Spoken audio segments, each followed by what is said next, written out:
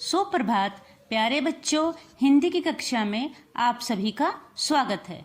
आशा करती हूँ कि पिछली कक्षा में पढ़ाए गए पाठ को आपने ध्यानपूर्वक समझने व याद करने का प्रयास अवश्य किया होगा।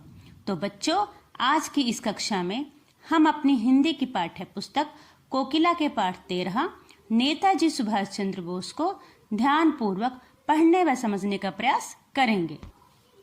पाठ का नाम नेताजी सुभाष चंद्र बोस। बच्चों, पाठ को पढ़ाने से पहले मैं आप सभी को कुछ बताना चाहती हूँ। बच्चों, जैसा कि आप सभी जानते हो कि 15 अगस्त को हम अपनी आज़ादी का दिन मनाते हैं। तो क्योंकि बच्चों 15 अगस्त 1947 को हमारा देश आज़ाद हुआ था, तो बच्चों क्या 15 अगस्त 1947 से पहले हमारा देश आज़ाद नहीं था? यदि हम आज़ाद नहीं थे तो किसने करवाया हमें आज़ाद? कौन थे वो महापुरुष जिन्होंने हमें आज़ाद करवाया? हाँ बच्चों, आज की हमारी इस कक्षा का उद्देश्य यही है कि हम आपको उन महापुरुषों से अवगत कराएं, अर्थात हम आपको उन महापुरुषों के बारे में बताएं। तो आओ बच्चों, आज की इस कक्षा में हम ऐसे ही एक सच्चे देशभक्त के बारे में पढ़ेंगे जिन्होंने हमारे देश को आज़ाद कराने में अपना सहयोग दिया। कुछ राष्ट्रभक्त ऐसे होते हैं। राष्ट्रभक्त का मतलब होता है बच्चों देशभक्त, जो अपना पूरा जीवन देश के नाम कर देते हैं। वे देश के लिए ही जीते मरते सोचते हैं। ऐसे देशभक्तों में एक प्रिय नाम है सुभाष चंद्र बोस। लोग प्यार से उन्हें नेताजी कहते थे। उनकी चर्चा के बिना भारत का इतिहास अधूरा है। अर्थात बच्चों, यदि हम सुभाष चंद्र बोस जी की बात नहीं करते हैं या फिर हम आप सभी बच्चों को उनके बारे में नहीं बताते हैं तो भारत का इतिहास अधूरा है। बच्चों, आपके लिए यह जानना अति आवश्यक है कि इतिहास कहते किसे हैं। इतिहास का मतलब होता है बच्चों कि ऐसा हुआ था, अर्थात हमारे देश में घटने वाली प्रत्येक घटना का लिखित विवरण, जिसे पढ़कर हम यह जान सकें कि हमारे देश में कौन सी घटना कब घटी थी। यह सब हमें इतिहास पढ़कर ही पता चलता है। नेताजी का जन्म 23 जनवरी 1897 को कटक शहर में हुआ था। कटक उड़ीसा, वर्तमान ओडिशा, वर्तमान का मतलब होता है बच्चों आजकल वह ओडिशा के नाम से जाना जाता है, का एक प्राचीन नगर है, अर्थात प्राचीन शहर है। इनके पिता श्री जानकी दास जी उस समय के सुप्रसिद्ध वकील थे। सुप्रसिद्ध का मतलब होता है बच्चों बहुत मशहूर वकील थे। इनकी माता का नाम श्रीमती प्रभा देवी था। सन 1902 ईस्वी में उन्हें स्कूल में दाखिल कराया गया, अर्थात बच्चों इन्हें स्कूल में एडमिशन मिल गया। सन 1913 में इन्होंने मैट्रिक अर्थात 10वीं की परीक्षा पास की। इस परीक्षा में इन्होंने दूसरा स्थान प्राप्त किया। इसके बाद इनका दाखिला अर्थात इनका एडमिशन प्रेसिडेंसी कॉलेज में हो गया, जहां ये कुछ ही समय पढ़े। नेताजी जन्म से ही क्रांतिकारी विचारों के पक्के देशभक्त थे। क्रांतिकारी का मतलब होता है बच्चों जब हम कहीं भी कुछ भी गलत होता देखकर उसके विरुद्ध जो आवाज उठाते हैं, अर्थात जो उसका विरोध करते हैं, उन विचारों को कहते हैं हम क्रांतिकारी विचार। एक बार इनके कॉलेज के एक प्रोफेसर ने भारत माता की शान में कुछ अपशब्द कह दिए। प्रोफेसर का मतलब होता है बच्चों जिस प्रकार हम आपको स्कूल में पढ़ाते हैं, अर्थात हम आपके शिक्षक हैं। बच्चों, जो शिक्षक कॉलेज में पढ़ाते हैं उन्हें हम प्रोफेसर कहते हैं। शान का मतलब होता है बच्चों मान सम्मान। अपशब्द का मतलब होता है बच्चों बुरे शब्द, अर्थात एक प्रोफेसर ने भारत माता की मान सम्मान में कुछ बुरे शब्द कह दिए। नेताजी यह सब सहन नहीं कर सके। उन्होंने उस अंग्रेज प्रोफेसर को थप्पड़ मार दिया। परिणाम स्वरूप उन्हें कॉलेज से निकाल दिया गया।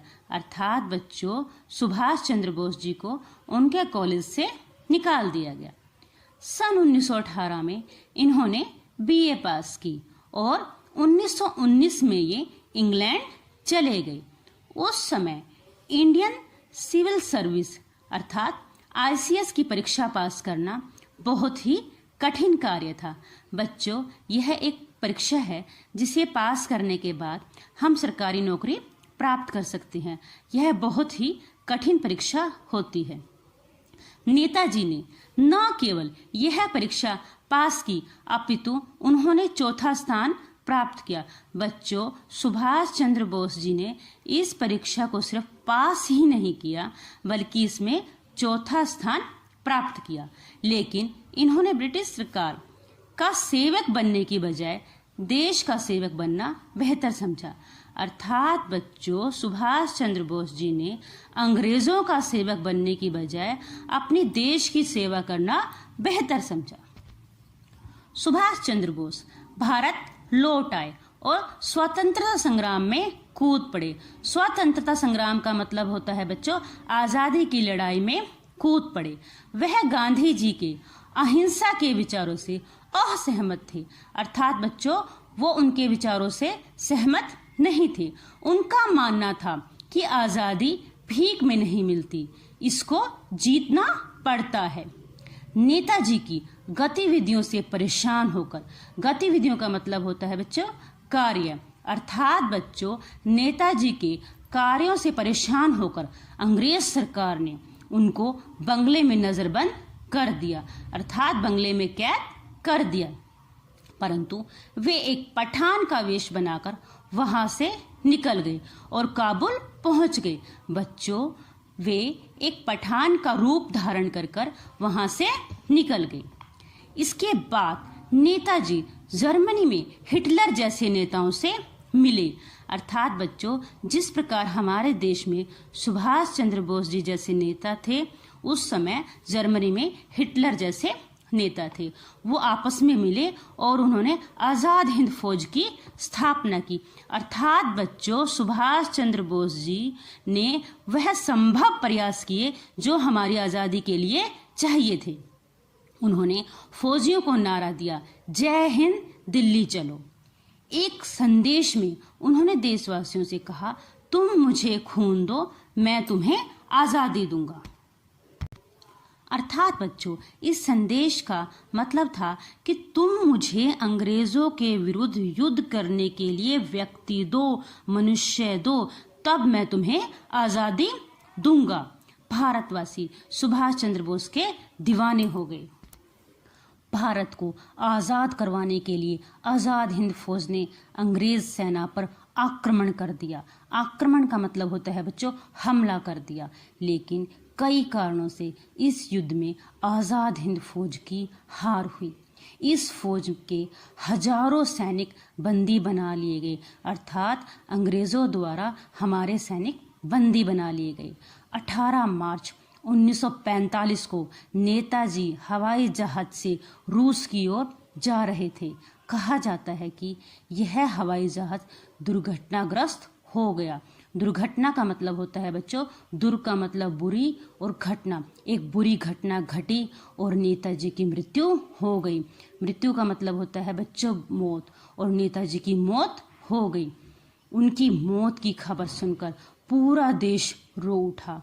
लाखों लोग तो आज भी उनकी मृत्यु पर विश्वास नहीं करते। अर्थात बच्चों, वह ये मानने के लिए तैयार ही नहीं है कि नेताजी हमें छोड़कर जा चुके थे।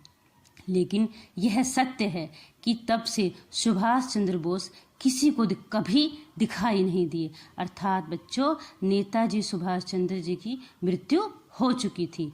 भारतवासियों के दिल में नेताजी आज भी जिंदा हैं और सदा रहेंगे।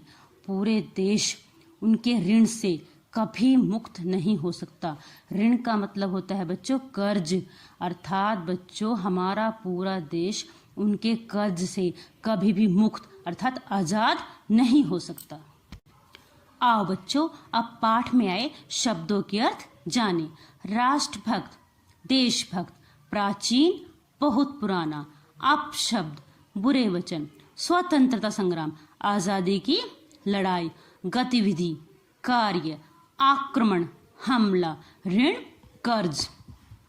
वर्तमान, आजकल, सुप्रसिद्ध, बहुत मशहूर, बेहतर, ज्यादा अच्छा। असहमत, विचार ना मिलना, नजरबंद करना, बंधक बनाकर रखना, जिंदा, जीवित, मुक्त, आजाद। तो बच्चों, आज की इस कक्षा में आपने एक सच्चे देशभक्त के बारे में पढ़ा। आशा करती हूँ आप सभी बच्चे इस पाठ को ध्यान पूर्वक समझने व याद करने का प्रयास करेंगे। धन्यवाद। आपका दिन मंगलमय हो।